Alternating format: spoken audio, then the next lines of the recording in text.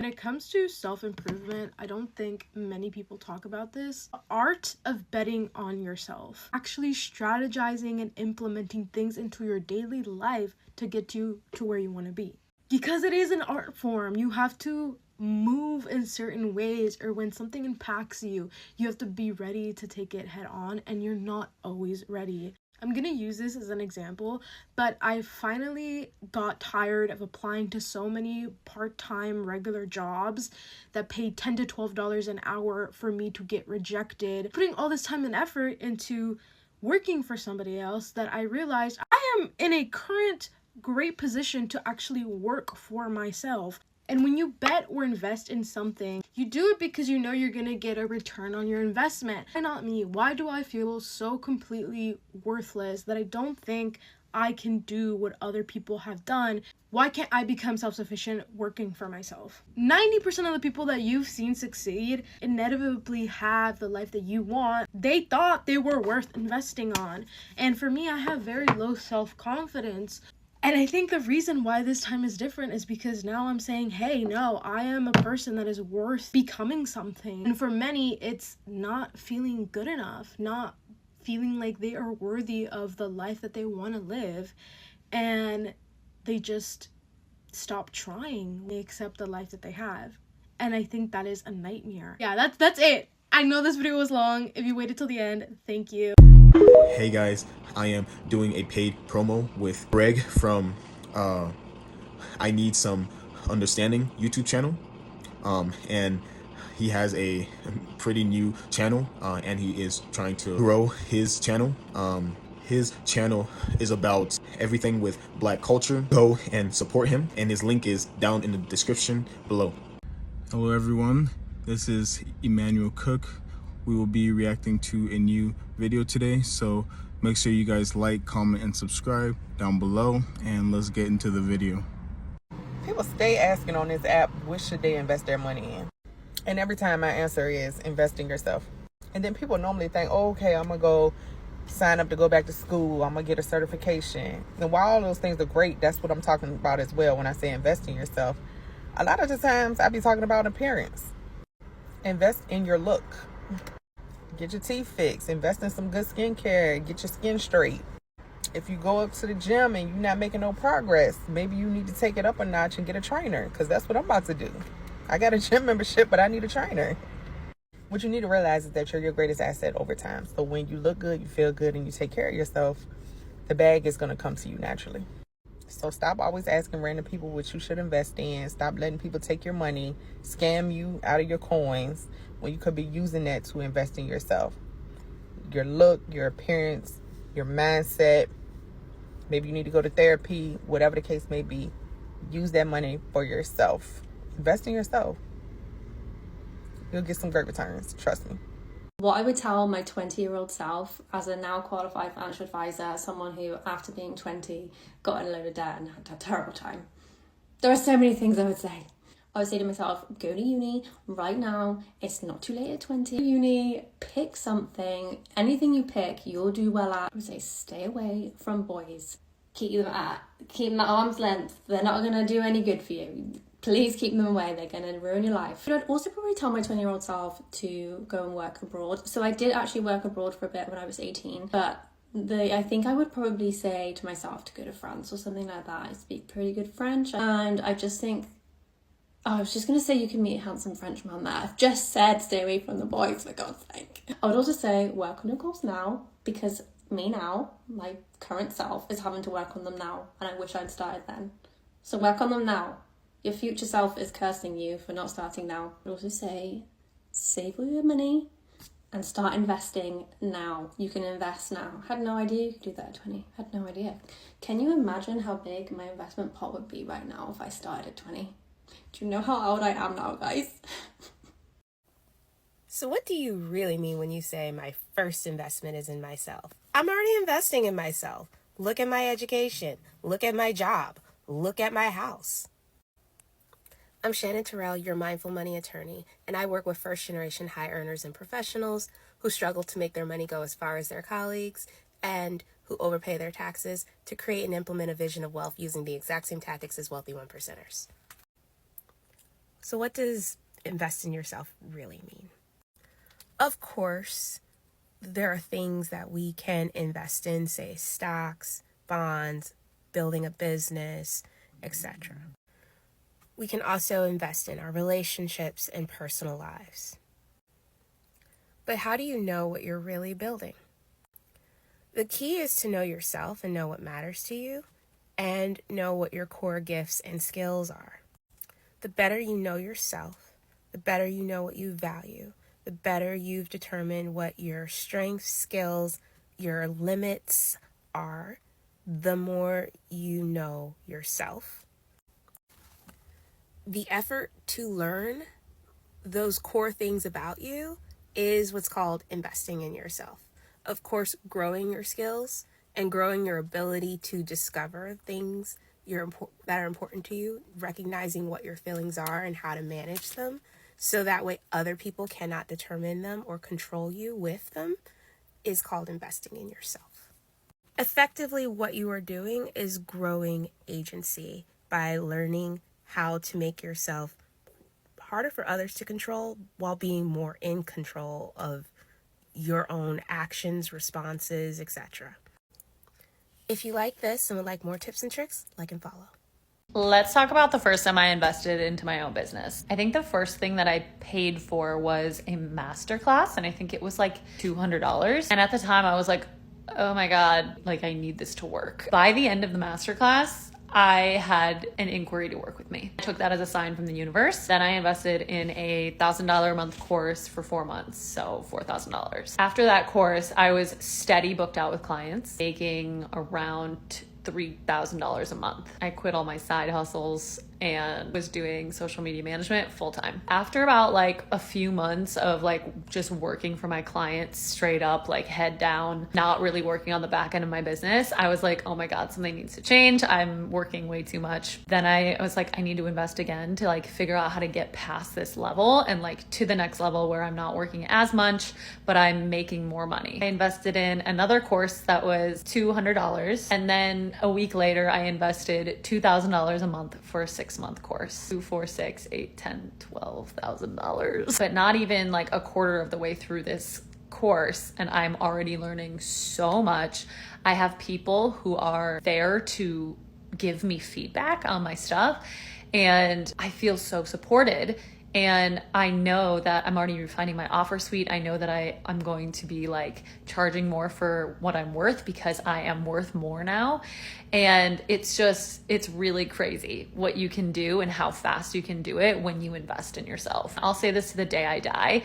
Investing in yourself is never a bad idea because you will always learn something, whether it's good or bad, you will always learn something. Money is funny because when you don't have it, you feel how real it is, but when you do have it, you realize that it's just a circulation. Money is never yours, it's just always circulating. It's out of your hands for a minute until it comes back into your possession, and then it leaves again, and then it comes back when you need it. It's fucking wild. But what I will say is, if you're thinking about investing in your business to get you to that next level, do it. You can always start your business for free and figure it out, but in order to scale it to where you want it to be, investing is going to be the best thing that you can do for yourself. My name is Catherine. I'm a content marketing strategist, and I help women take their businesses to the next level with social media and content. If you need help, you know what to do. Guys, it is so important to bet on yourself. It is so important to invest in yourself. It is the number one thing that you have to do in life. Nobody else will do it for you. You have to do that. Learn skills, improve your health, improve your understanding and knowledge of just life and life lessons in general. And if you are able to do that, you will be ahead of the crowd about 5 to 20 years. And unfortunately, most people, they don't even invest in themselves. They don't even believe that they can do it. They don't even believe that it is possible for them. So they don't even try, right? But in life, there's only one guarantee of failure, and that's when you give up or when you don't even try. That's 100% guarantee of failure. But if you do try, you try your best, and every year you improve in various aspects of your life, then life is more sweet, and you will have more hope for life in general. That is my advice to you. A quick reminder, please remember to like, comment, and subscribe down below, and let's continue the video. Boy, if I knew then what I know now, these are some things that I would have done differently in my relationships early on. I will always believe what a person shows me over what they tell me. People often want to keep you around because they enjoy the benefit of you without the responsibility. Meaning, I'm going to tell you whatever you want to hear so I can keep getting what I like, but I'm not going to do the things that actually need to be done to make the relationship balanced and equal. When someone shows you who they are, believe them the first time. Always start how you want to finish. If you intend on this being a serious, committed relationship that leads to marriage, act accordingly from day one. Getting into a relationship just vibing and seeing where it goes is only going to lead to disappointment because you're going to be expecting more while they are okay, because that's how it's been, right? And lastly, I will always go into a relationship being 100% authentically me. You will never be fulfilled in a relationship pretending to be somebody that you're not. That person is going to fall in love with the pretender. And when you get tired of being an imposter and you want to switch it up, that's a recipe for disaster. They've grown accustomed to the life that they have created with this fake persona. Being 100% authentically you will attract the person that is for you. Pretending to be something that you're not will only lead to a failed relationship. In my next life or in the life of my parents' imaginary grandchildren, just know that me, I'm making university an option. An option. An option. Like, you don't have to go to school, because what is this, Seth? I'm here in university and I think to myself, every semester, I'm asking my father to send his arm, his intestines, his whole body, his whole life, send me money for fucking a degree, a paper. That's fucking wild work. That's wild work. Because my parents are struggling more than life each and every time to pay for this stupid thing. And it does not even confirm me a job. It confirms me zero job. Oh. Not be say after I graduate now with that dirty paper now, everybody will be calling me to come and work in that department. No. I can graduate as a business student and still end up in McDonald's. What the fuck is the point? What the fuck is the point of it all? I could have just taken all this tuition money and used it to go and start a business or something. I'm over here paying the man and making them richer while I'm getting poorer. And for what? A paper? I'm just saying, whoever said it is a scam, they were not lying. They knew what we were talking about. They were onto something, because it must have been a scam. It is a scam. What is it? We're just giving money for a paper. Giving money for what? It's quite sad. It's quite unfortunate. It's quite crazy. If I knew then what I know now. If he wanted to, if they wanted to, if she wanted to, she would. People make time for what they want. That's just the bottom line. If they wanted to spend time with you, they spend time with you. If they wanted to text you back and treat you nice, be affectionate, they would. They're not because they don't want to. Believe people when they tell you the first time. If he say you don't want a girlfriend, you doing all the wifely girlfriend duties is not going to make him want a girlfriend. He said he didn't want a girlfriend, and that's what he meant. If they wanted to, they would. If I knew that then, like I know that now, ooh, we may say.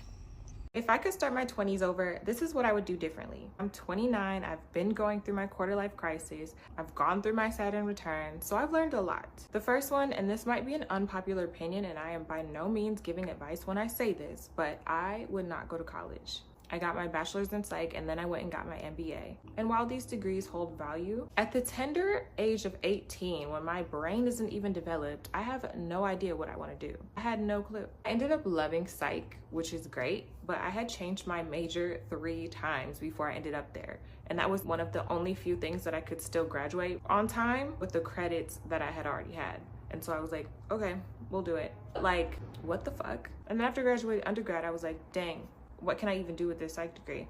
I don't even know if I want to get my PhD. And so I went and got my MBA, and I'm not using it, I will say. I would have just told myself that it's okay to wait. You do not have to go right now. You don't know who you are yet. You don't know what you want, and you can take the time to explore and figure it out. Truly, there is no rush. 2, I would not focus on dating. I mean, if I would have found someone who was just great and checked off all my boxes, amazing. But that did not happen. Yet I still wanted to be so involved with, faithful and loyal to people who, quite frankly, were not right for me. And I would be so obsessed with them. I really wanted it to work. But it's like, I was in my 20s. Like, I'm not gonna get this time back. There's so much more to life, and I would have told myself that. I would not be focusing on people who are not fully making me happy when there's so many other things and people that can make me happy. And the 3rd thing, I would just be smarter with money. I would have told myself, learn financial literacy now. While I agree with like spending money on things that make you happy and that you really enjoy, I just wish I would have known about budgeting and investing and started investing way sooner, because look where we're at now. People are struggling to find jobs. People who went to college and got the degrees and are now $100,000 in debt are learning that the American dream that was sold to us was a scam. Now prices are skyrocketing, and just all of these things that just make it important to just have a cushion and just know what you're doing with your money. And ultimately, just so that you can feel safe and feel secure and not feel stressed all the time about it, you know? Still live your life, but start investing, have a budget, create savings. And it's more about the security that it gives you and peace of mind that is just so valuable. These are some of the changes I've made in my life recently that have cumulatively, no lie, saved me hundreds of dollars each month. Hopefully these things will inspire you to make some changes and save some money yourself. Number 1 is we recently switched to using reusable K-cups. We always make our coffee at home using our Keurig maker that we've had for years now. We always thought we were being budget conscious by only buying the store brand K-cups, but even those are way more expensive than just the store brand loose coffee. And so now that we have the reusable K-cups, which by the way only cost like, I don't know, $10 on Amazon. Now that we have those, we can buy the store brand bags, and those last way longer than the K-cups do anyways. Not only are we saving money because we don't have to get coffee every single time we go grocery shopping, which is once a week. This bag is gonna last us for at least a month. But not only that, but we're saving on plastic too. So that's awesome. Number 2 is kind of specific to me, but I stretch my lock retwists a lot longer than I used to. When I used to get my locks retwisted back in the day, I would go in and get a retwist and I would just leave my hair out like this. And nowadays when I go in, I'll ask for the retwist and I'll ask them to put my hair into either 2-strand or 3-strand twists. And that makes the retwist last so much longer. Typically, I try to wear my hair in the twist for at least 6 weeks. I can probably go longer than that, but 6 weeks is when I start getting the itch to like let my hair out. And then I'll wear my hair out like this for 2 weeks, meaning that I can go 8 weeks without getting a retwist. And that's a big step for me because I used to get my hair retwisted every single month, and I usually pay around $120 for that whole shebang. So now that I have to do it every 2 months instead of every month, that's saving me like $120. Third thing I've been doing is not getting my nails done. And honestly, my wallet has been thanking me for this, but also my nails themselves have been thanking me for this because I was just getting acrylic nails like back to back to back, and my nails, the health of my nails have definitely been suffering. So it's been nice to give it a break for a while. I've been trying to like oil my nails and like get them healthier and stronger again. But yeah, I've definitely been saving money with that because every time I go to get my nails done, I get a pedicure too. So that, I don't know, it usually comes out to like $20, $30. And then I would come back in another like 2 or 3 weeks and get like a fill-in. So that was probably like another $50. So not getting my nails done has been saving me a lot of money each month. And if it's a special occasion, I just go to Walgreens and I pick up some press-on nails for like $7. I'm also curious to hear from you guys what small changes you've made in your lives that have made big impacts on how much money you're able to save. I've just finished recording some content and I was sitting there thinking, what have been some of the best decisions that I've made in my finances over the last couple of years? So I thought I'd share them with you as someone who has a finance platform and does it for a living. Number 1 has to be investing.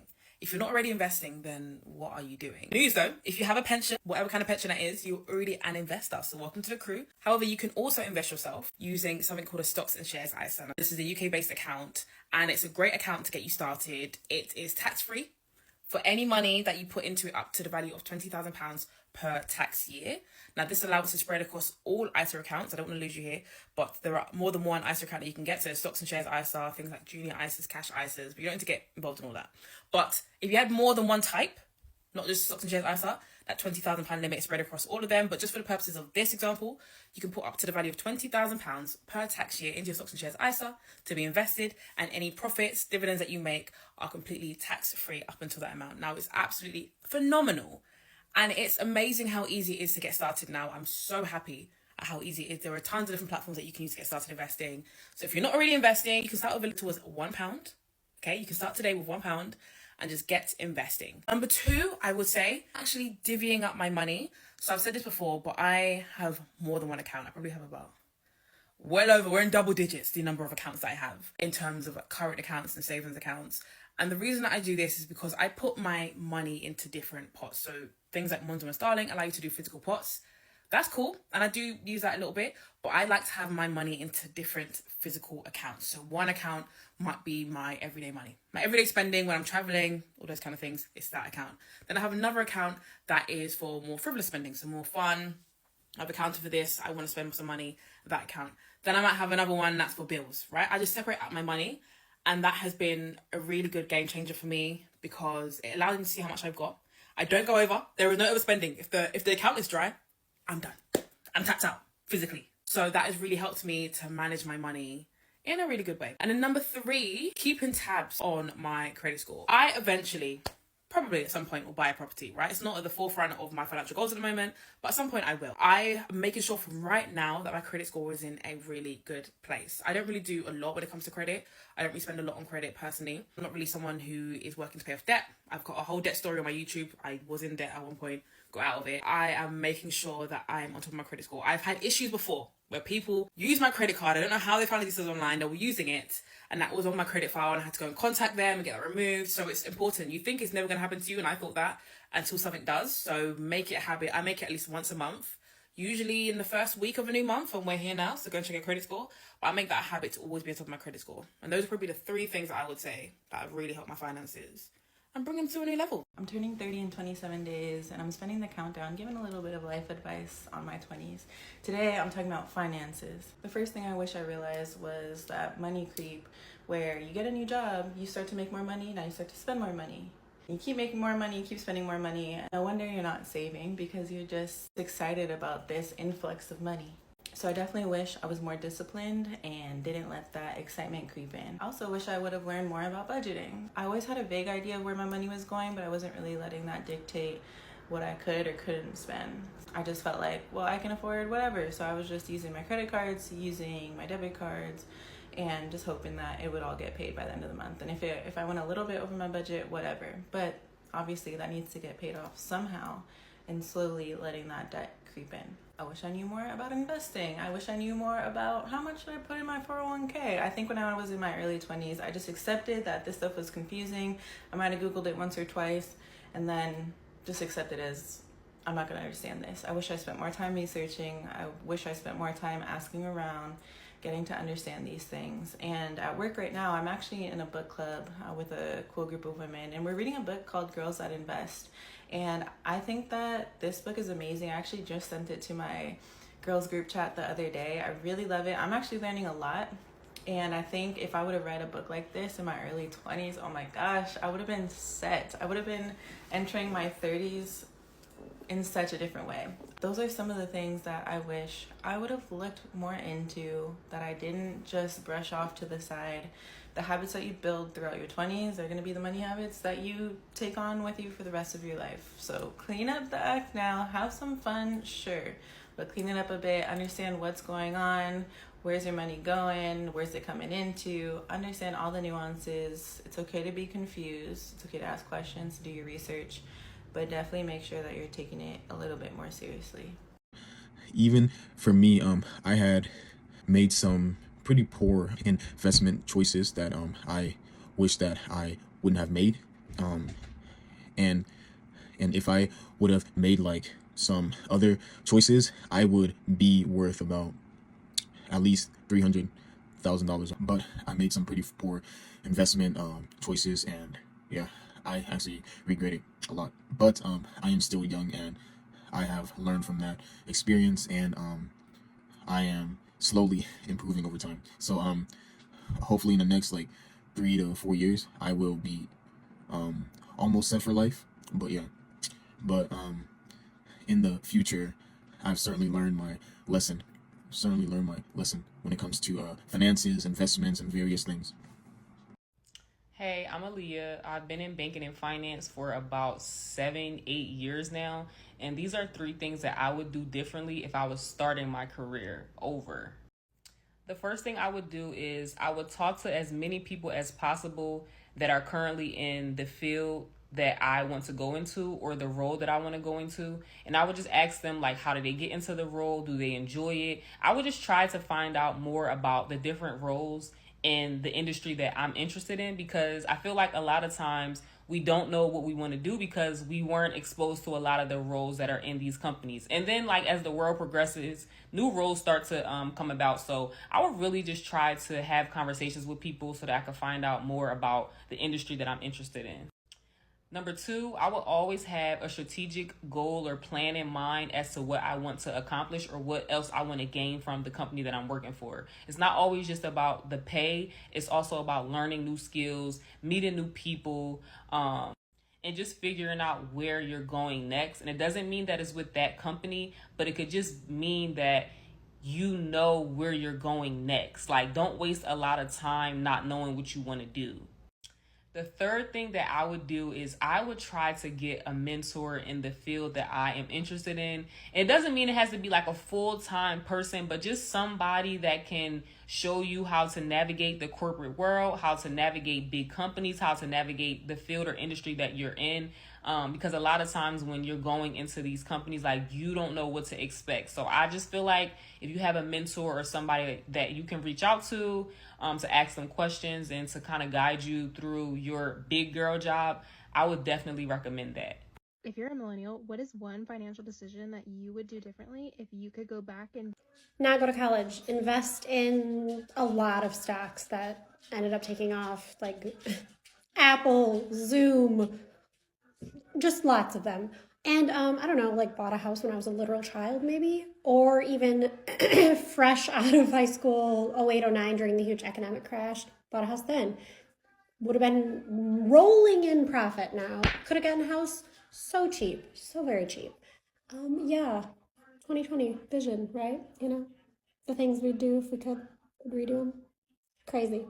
If I'd only known then what I know now, I might have not spent so much time at 18 worrying about whether I was choosing the right major in college. And if I'd only known then what I know now, I might not have spent so much time at 22 worrying about whether I would find a boyfriend. And if I'd only known then what I know now, I might not have spent so much time worrying about whether I'd sort out my career. And even though I didn't know then, I know now that everything I once feared never came true. And that means that most of what I fear today won't ever come true. Because maybe we struggle not because we're afraid of the future, but because we're predicting failure in the future. And maybe as we struggle to get to our future, we fail to realize that there was a time in our past that we had dreamed of what we have in the present. That maybe if I'd known at 18, 22, or 27, I would have spent more time living and laughing and loving and eating and less time worrying, because none of the things I ever wanted in life came to me because I worried myself there. The older I get, the more that I realize that if the future could come into the present and talk to me now, it would tell me that everything will be okay because everything has been okay. And that even if we don't trust the future, we should trust the past. And the fact that it's teaching us to stop sacrificing the present by worrying about the future.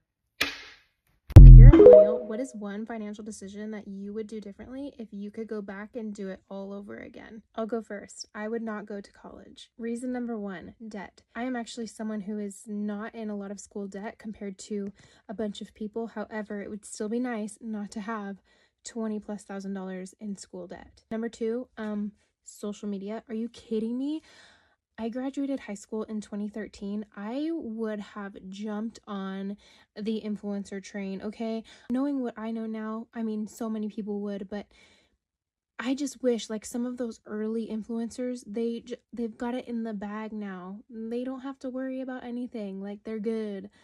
That's what I would have done. Not only would I have been saving money, but I would have been making money too, okay? Now, I did have an amazing college experience. I was on the dance team. I had amazing friends. Truly an amazing college experience. However, knowing what I know now, if I could go back and change one financial decision, as a millennial, it would be going to college, 100%. Stitch this video or let me know in the comments, what financial decision would you do differently if you could? These are things I wish I knew in my early 20s. If I had known these things back then, I would have saved myself so much pain and heartache. So I'm going to share these things with you. Do not idolize anyone. Everyone is just a human being. We're all the same. So do not put anyone on a pedestal unless you want to be disappointed. A lot of times the fantasy that we create about people in our heads is way better than the reality of who they are, because our minds are very powerful and imaginative, and we can create these amazing caricatures of people. And when we idolize people, we start to feel resentment when they don't meet our expectations. And this absolutely destroys real connections, and it destroys real relationships. Take everyone exactly as they are, and do not put anyone on a pedestal. Most relationships are temporary, and they are going to fade away. This is just a fact of life. Things change all the time. People move, people change careers, people get married, people make big decisions, and sometimes you're gonna get left behind. You cannot possibly keep up with every single person. You have to accept the fact that most relationships are going to last a short time, and then they're gonna go away. And if you try to hold on, you're gonna just feel burnt out and depressed and empty. So just move on with your life, focus on yourself, and stop trying to hold on to everybody else. Do not beat yourself up for being awkward. Human beings are awkward, no matter who you are. We're not movie characters, okay? We're not gonna look perfect all the time. We're not always gonna say the right thing. We're not always going to understand each other. Human beings are awkward. So if you have awkward interactions with people, that's a part of life. It just is what it is, honey. People are going to judge you no matter who you are and no matter what you do. You cannot stop them. You just have to know exactly who you are so that nobody out here can tell you who you are. What people think of you is based on their own life experiences, on their own beliefs, on the very limited perspective they have of you. So you really have to know who you are and not allow anyone to knock you down just because they don't understand you or appreciate you. If you don't live in a food desert, please put good food in your body. It is hard enough having things like depression and anxiety and stress. It's even harder if you're having stomach aches and nausea and like you're breaking out because you're putting all this garbage in your body. What you put in your body matters, and it is going to affect how you feel. It is going to affect your mood, so remember that. Also, don't drink too much alcohol. It only makes you sick. Take care of your teeth now and save your money. If you're a millennial, what is one financial decision that you would do differently if you could go back and do it? Easy, not go to college. Oh, and I would have definitely bought a house at like 6 years old. Yeah. It is so crazy how life works because, like, you don't listen to your parents when they say, like, oh, you're going to regret this and that, or you're going to look back and be like, you know, whatever. You just don't listen. And it's crazy because now that we're the new adults, it's like, listen to me. You're going to regret it. You're going to miss it. You're going to, like, I'm just sitting here and I'm doing my makeup and I'm thinking, and I'm like, girl, you spent your entire life chasing pretty. Like, I wanted to feel pretty so bad. I wanted to be pretty. I wanted to be society's pretty, not my pretty. And like, now that I've reached it, now that everybody tells me like, oh, you're so pretty. And now that I look in the mirror and I'm like, oh, if, you know, I took a picture and posted it on Instagram, I would get a lot of likes. Like, it's stressful because like, okay, now you're pretty, and now what? Now what? Do you get your prize? Do you get a cookie? What do you get? You don't get anything. And I wish that I would have known what I know now. Like, you're not even pretty to everybody. You never were going to be. Like, you only had to be pretty to you. That's it. That's all.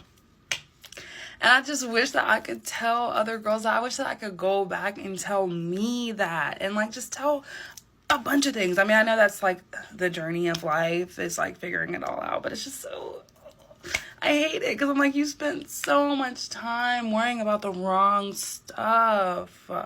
And then these girls are going to do it. They're going to spend so much time worrying about the wrong stuff. But I mean, it's going to make them so much more grateful for when they do realize, like, I just wish we knew then what we knew now. That's it. That's all. That's it. Girls, love yourself. Love yourself. I appreciate you guys watching the video today. Please make sure to like, comment, and subscribe down below. And I'll see you guys in the next video.